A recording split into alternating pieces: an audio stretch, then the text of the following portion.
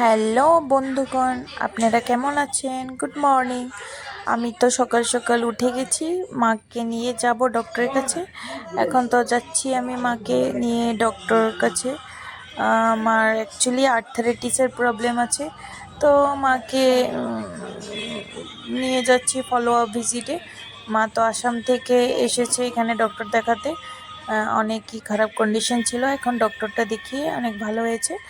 আর এটা হলো বেঙ্গলোরের কেয়ারপুরম মার্কেট। এখানে ফল আর সবজি পাওয়া যায়, অ্যাকচুয়ালি হোলসেলে পাওয়া যায়, প্রাইসটা একটু কমেই আছে।